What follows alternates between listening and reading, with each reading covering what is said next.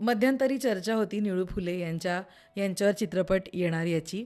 आणि ना बाई वाड्यावर या, या वाक्याच्या पलीकडचे जे निळू फुले आहेत ते काही प्रमाणात आत्ता माझ्यासमोर उलगडलेत तुझ्या बोलण्यातनं. पण मला माहिती आहे हे काही पर्सेंटेज आहे, तुम्हाला सांगितलं. अशा बऱ्याच गोष्टी आहेत ज्या माहिती नाही आहेत लोकांना. कदाचित तो चित्रपट एक माध्यम ठरेल की खरे निळू फुले कसे होते करिअरच्या पलीकडचे हे लोकांपर्यंत येईल. हम्म.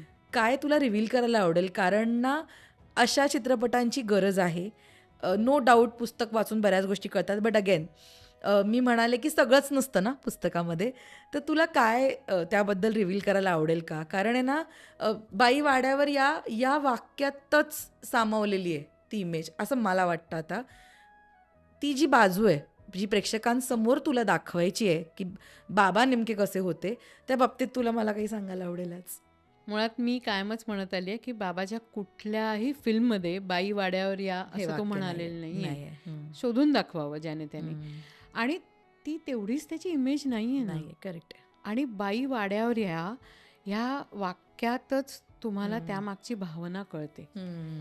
तर पुन्हा मी म्हणेन की संचितच की निळू फुले एक ॲक्टर होते, तर मी पुढच्या पिढीला काय संचित देणारे तर बाई वाड्यावर या असे होते ॲक्टर. तर ते नव्हते ना तसे.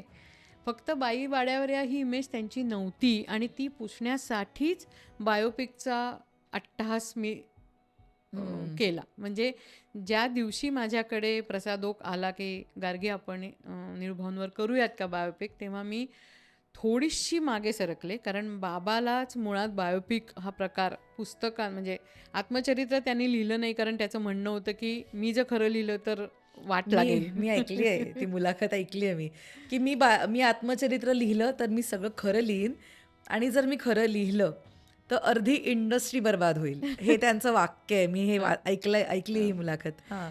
तर माझं असं म्हणणं आहे की ते त्याला कधीच मान्य नव्हतं, त्यामुळे त्यांनी कधी आत्मचरित्र लिहिलं नाही. मग आता जर त्याच्यावर बायोपिक आपण करायचं म्हणतो तर त्याची कुठली बाजू प्रेक्षकांसमोर यावी आणि त्यांनी बाबाला कुठल्या दृष्टीने बघावं यासाठी खूप मेहनत घेतली मी आणि किरण यज्ञोपवीत आणि प्रसादनी.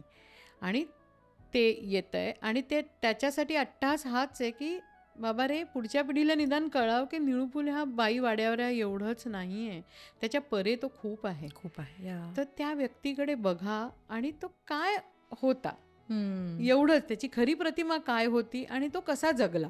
तर मला असं वाटतं की बाई वाड्यावर या ह्याच्या परे तो माणूस आहे आणि तो जो आहे तो तसाच दिसावा लोकांपर्यंत, म्हणून हा बायोपिकचा अट्टहास आहे, बाकी काही नाही. तो कधीपर्यंत करणार आहेस? मलाच माहिती नाही खरं, कारण आम्ही खूप थांबलो.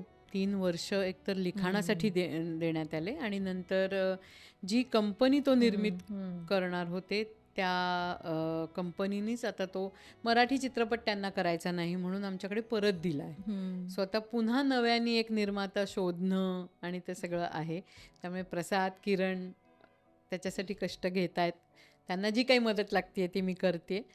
होपफुली या 2 वर्षात ती यावी असं वाटतंय मला. बघूयात.